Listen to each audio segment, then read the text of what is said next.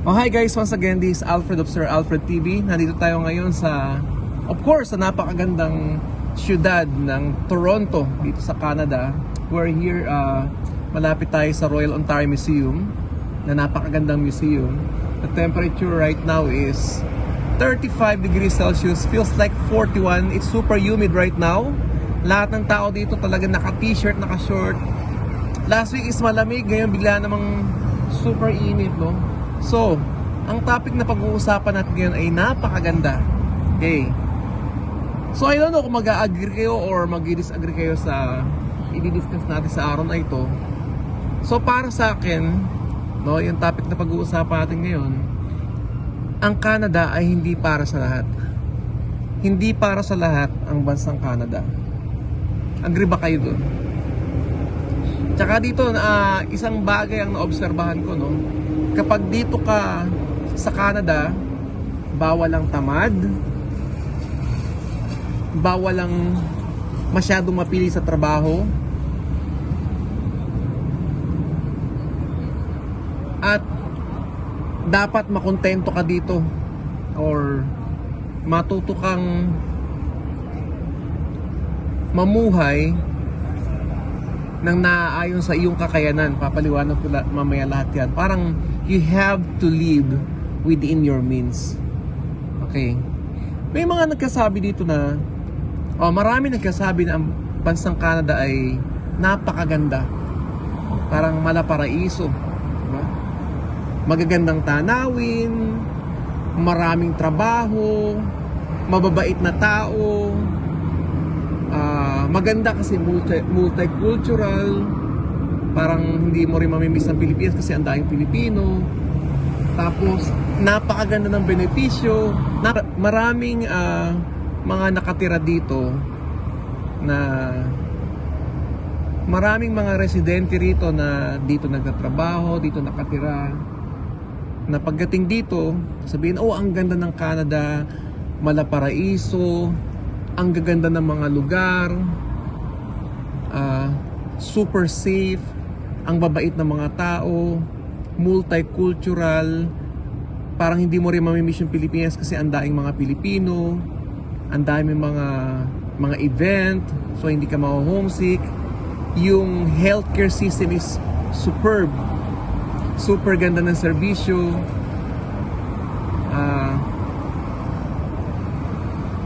yung serbisyo ng gobyerno is super ganda. Libre yung pamasahe ng mga bata. Di ba? Parang super positive lahat yung sinasabi ng majority. Yan yung other side. Pero may mga tao rin nagkasabi na, oy, hindi maganda sa Canada. Scam yung Canada, sabi ng iba.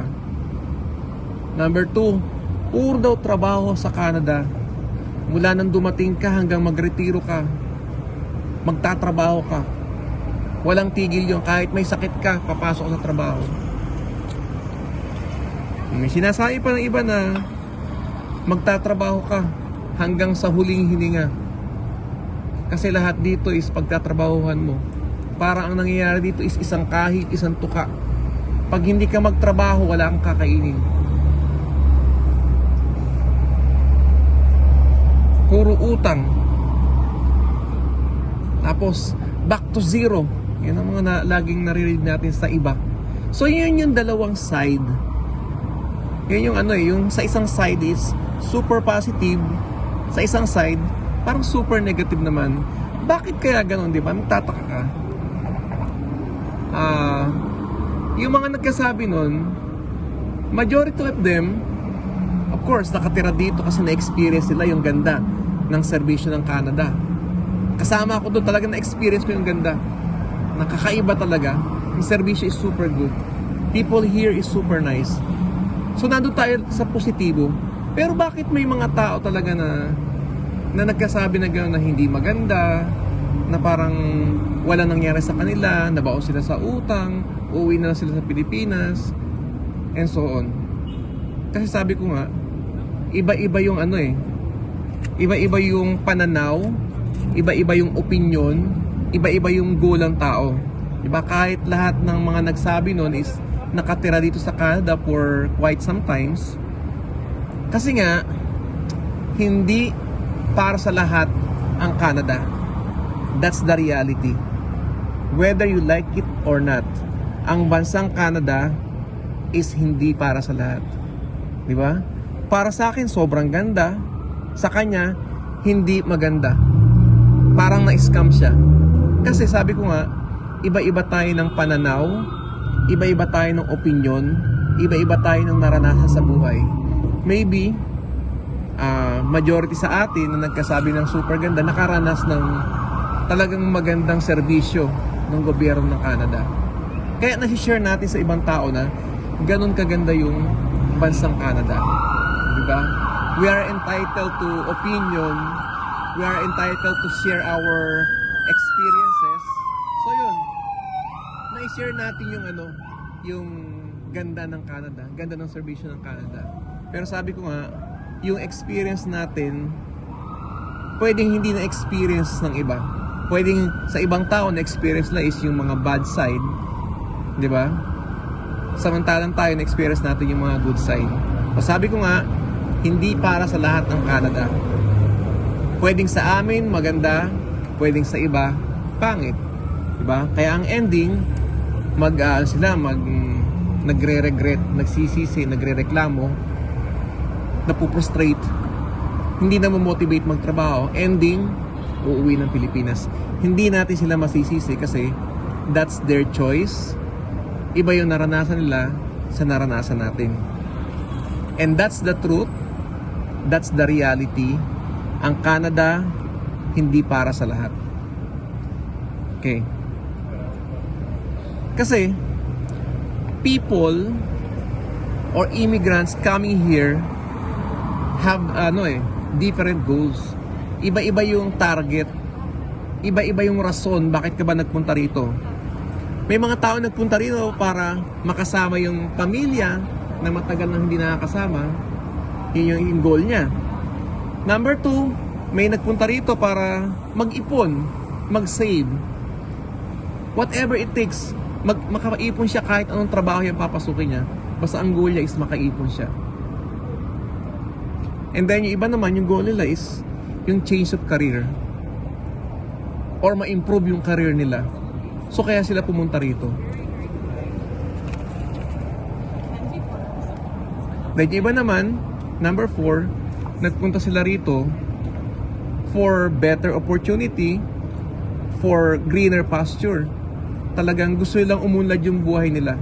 And they thought na pagpunta rito, talagang financially mababago yung lahat, di ba? And ito pa yung isang maganda sa number 5, may mga ibang tao na hindi nagpunta rito dahil lang sa kita. May mga tao nagpunta rito to take the opportunity para maging permanent resident, o meron silang opportunity na maging permanent resident dito because, may alam ako dito, because of the health reason. Alam niyo kung bakit? Kasi yung iba, talagang pinursige na makapunta rito because of health reason. Kasi kung sa Pilipinas sila, kahit mayaman sila doon, mauubos yung pera. Okay, may nalaman ako dito, kasi pag sa Pilipinas siya, pag nagpa-kidney operation, kidney transfer, sobrang mahal. Pero dito, kapag ikaw ay permanent resident, tapos tingnan nyo kahit i-dialysis ka rito, wala kang babayaran. Plus, kung may kidney donor pa na dumating sa'yo, pag may dumating sa'yo, kahit magkaroon ng operation, wala ka rin babayaran. So, yun yung mga yun yung mga other factors bakit pinili ng iba na magpunta rito. Because of the health reason. Kasi dito, wala kang babayaran talaga. Doon sabihin natin nagbayad ng konting tax. Pero yung pinakamalaking bagay na makukuha mo dito, can you imagine sa Pilipinas, milyon ang ubusin mo dito, hindi ka maglalabas sa bulsa mo that time ng kahit na 5 duling. Kahit sabihin ng iba na, galing sa tax yan. Can you imagine magkano ang binabayad mo na rito? Na premium sa health contribution every year, 400, 500. Compare sa $100,000, $200,000 na gagastusin mo kapag nagkaroon ka ng dialysis, operation, transplant, and so on. So yun yung other factor. Kaya nga sinasabi ko, ang Canada is hindi para sa lahat. At ang Canada, yung mga immigrant dito, they have their own goal. Yung iba, greener pasture. Yung iba, makasama yung pamilya. Yung iba, makaipon ng pera regardless of whatever work yung papasukin nila. Diba? So sabi ko nga, iba-ibang goal.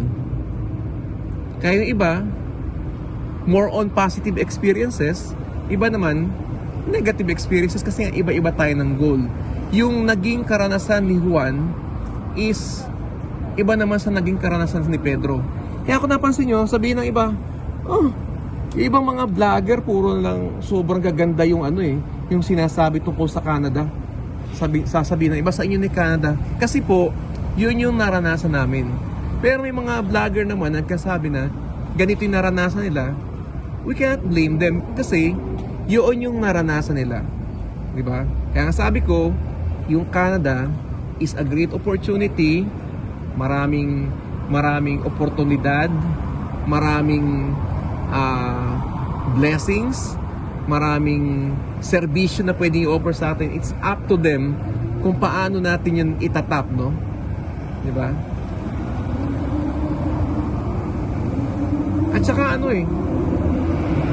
nandito na tayo sa bansang to na napakaraming opportunity. Ang lagi na nating isipin yung good side. And one more thing na dapat nating tandaan, kahit saang bansa tayo magpunta, may mga good and bad side. Ako, ang lagi ko na tinitingnan talaga is yung good side. And we have to adjust. Diba? Kung ganito yung sistema dito, mag-adjust ka. Kung mataas yung bilihin, magtipid ka. Maraming paraan kung gusto. Kung gusto, maraming paraan. Kung ayaw, maraming dahilan. At sa pang bagay na sasabihin ko, dito sa Canada, bawal ang tamad, bawal ang masyadong mapili sa trabaho, bawal ang masyadong mareklamo sa trabaho. Diba? Tsaka dito, kahit anong klase yung trabaho mo, blue collar, white collar job, pare-pareho yung tingin ng tao dito yung respect na may earn mo sa tao. It doesn't matter kung basurero ka, it doesn't matter kung janitor ka, it doesn't matter kung teacher ka. Dito, pantay-pantay. That's the reality. Hindi tumitingin ng tao dito o hindi ka irerespeto rito dahil sa trabaho mo. Dito pantay-pantay. Hindi ka mukha sa atin na parang you gain respect because of the position or because of the work na meron ka sa ating bansa. That's the sad thing. Pero dito, sabihin sa inyo, nakita ko yung equal treatment, yung pantay-pantay regardless of your work or profession. Kita nyo meron pa nga dito, di ba?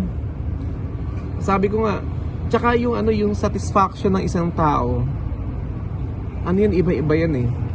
Depende rin yun sa pananaw mo eh. Di ba? May mga tao kasi na pag hindi na-achieve yung career na gusto dito, mapuprostrate, hindi na mamomotivate. Pero tingnan niyo isang napanood ko sa vlog, no? Ang gusto niya kasi is gumanda ang buhay niya, makasama yung pamilya, may experience yung magandang benepisyo sa Canada. Alam niyo ba kung anong trabaho niya dati? He was a doctor before. Dati siyang doktor sa Saudi at sa Pilipinas. Pero dito, tingnan niyo, nag-Uber driver siya. It doesn't matter as long as marangal, kumikita ka, nabubuhay mo na maayos sa pamilya mo, okay lang. At magkakasama kayo dito sa Canada. Bubuuin yung pamilya nyo. Diba? Masaya na siya doon. Different people have different happiness. Pwedeng siya, masaya siya, o nagiging masaya siya through financial thing, no? Iba-ibang tao. Ibang tao naman, feeling niya masaya siya at successful ang buhay niya kapag maayos ang pamilya niya. Ganoon naman tayo, di ba? Iba-ibang tao, iba-iba yung level of satisfaction, iba-iba yung pananaw sa buhay, iba-iba yung level of success. Pwedeng success in business, success na ma-measure financially, may success din na ma-measure through yung happiness mo sa pamilya mo. So yun lang, sabi ko nga, iba-iba yung pananaw ng bawat tao. Tsaka ano dito alam niyo kung bakit yung iba umuuwi. Sabi ko hindi siya nagiging masaya. Kasi bawat tao dito may kanya-kanyang parang nagsiset sila ng timeline. Kasi may mga kakilala akong parang in the next 5 years, kailangan makaipon ako ng ganitong amount. In the next 10 years, kailangan makaipon ako ng ganitong amount para makapagpundar ako sa Pilipinas o makabili ako ng bahay dito. Ngayon, pag hindi na-achieve yung ganong goal na sinet niya, parang mababago na naman yung yung priority. Sabihin, ay hindi pala achievable o hindi pala pwedeng ma-hit yung ganong target dito in that span of year.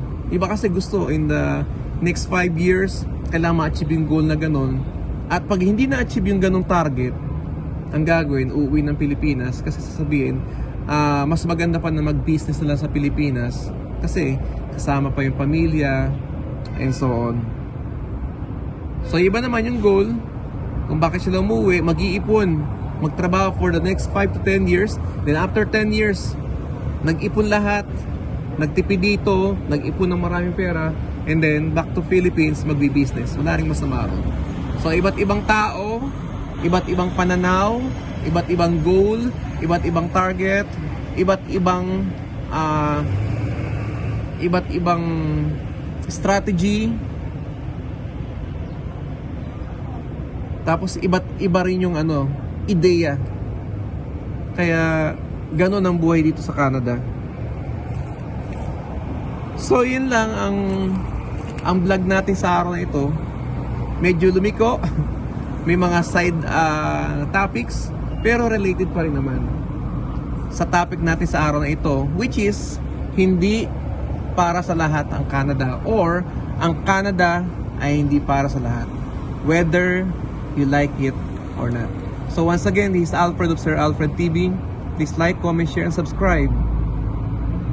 Okay, hanggang dito na lang. Have a great day. Live in Toronto, Canada.